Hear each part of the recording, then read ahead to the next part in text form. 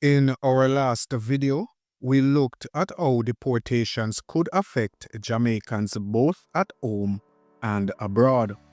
We discussed the potential economic and social impacts, as well as the concerns many people have about what could happen under Trump's policies. But there is still a lot of confusion. Many people are panicking, and some don't even know if they are at risk. So, in this video, we're going to break it all down in detail. Who will be deported, who is safe, and what this means for Jamaicans in the United States. By the end of this video, you will have a clear understanding of where you or your loved ones stand. This channel is fully independent, without sponsorships, which gives me the freedom to create genuine content about Jamaica. So if you'd like to support the work I do, you can use the PayPal link below or join our Patreon.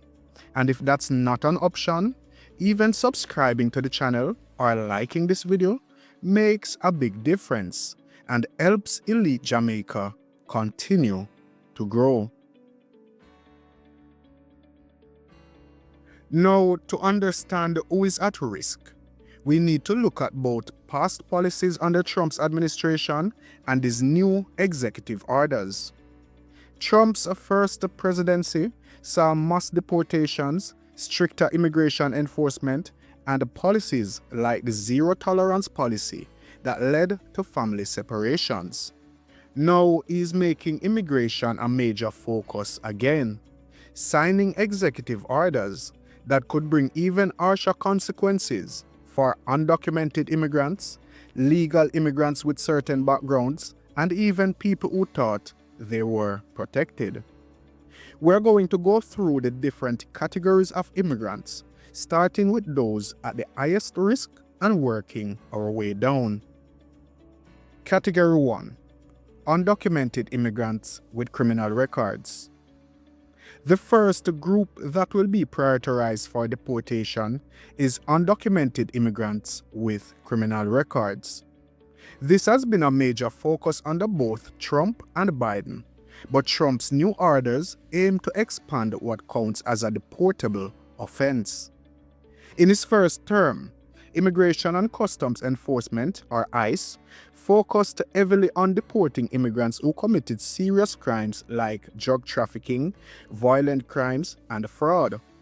However, under new policies, even smaller offenses like resisting arrest, driving without a license, or minor theft could put someone at risk. The Lake and Riley Act, which Trump recently signed, also makes it easier for law enforcement to detain and deport immigrants who commit even minor crimes. Category 2. Undocumented immigrants with no criminal record. The next group consists of undocumented immigrants who don't have criminal records but are still in the United States illegally. In Trump's first term, these people were sometimes considered low priority for deportation. However, with his new crackdown, mass deportations are being discussed.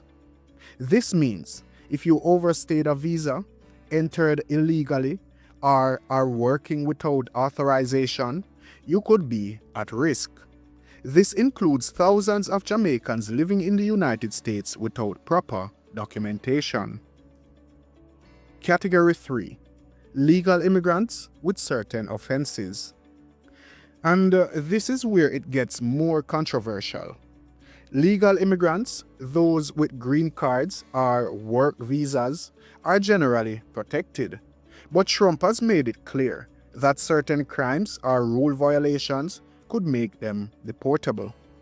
In his first presidency, Trump attempted to make it easier to revoke green cards for immigrants accused of welfare fraud, gang activity, or any crime classified as an aggravated felony. These laws are broad and can apply to a range of offenses. Category 4. People who gained residency through marriage. Trump has also made it clear that people who gained their green cards through marriage will face more scrutiny. In his first term, there were increased investigations into whether marriages were fraudulent. Now, with stricter policies, even those with legitimate marriages might face longer wait times and tougher questioning. If fraud is suspected, meaning the marriage was entered into solely for immigration purposes, deportation is a real possibility. Category 5. Green Card Holders. If you have a green card, you are mostly safe, but there are exceptions. Green card holders can still be deported if they commit certain crimes, such as drug offenses, fraud, or domestic violence. Trump has previously tried to speed up deportations for green card holders who have been convicted of crimes, even if they have been in the US for decades. Category 6. Birthright citizens and their families. This is one of the most controversial topics. Right now, birthright citizenship is protected by the US Constitution. If you were born in the United States, you are a United States citizen. However, Trump has repeatedly stated that he wants to challenge this and remove birthright citizenship for children of undocumented immigrants. While this would require major legal changes, it is something to watch closely. Even if birthright citizenship remains, Trump has suggested targeting the parents of these citizens for deportation, which could lead to more family separations. Category 7. Asylum seekers and those who gain citizenship through asylum. Asylum seekers and refugees have historically been granted protection under US law, but Trump's policies have made it harder to apply for and maintain asylum status. In his first term, he implemented policies that forced asylum seekers to wait in Mexico and restricted eligibility based on certain conditions. Now he has signaled an even tougher stance. Those who have already gained asylum and later received green cards or citizenship are generally safe, but Trump has discussed reviewing past asylum cases for fraud. If an asylum claim is found to be based on false information, or if an asylee commits certain crimes, they could face deportation or have their status revoked. This means people who received protection in the past should remain cautious and ensure they comply with all legal requirements. So, what does this really mean for Jamaicans? Well, for Jamaicans living in the United States, this means different things depending on your status. If you are undocumented or have certain legal issues, you could be at risk. If you have a green card but a criminal record, you should be extra cautious. For those who are legal and following the law, there is no immediate threat, but it is still important to stay informed. There's a lot of fear and confusion surrounding Trump's immigration policies, but the key is to understand where you stand. If you are in one of the high-risk categories, it might be time to seek legal advice or explore ways to protect your status. I will continue to follow this issue closely, so make sure you are subscribed for updates. And let me know in the comments if you have any questions or concerns.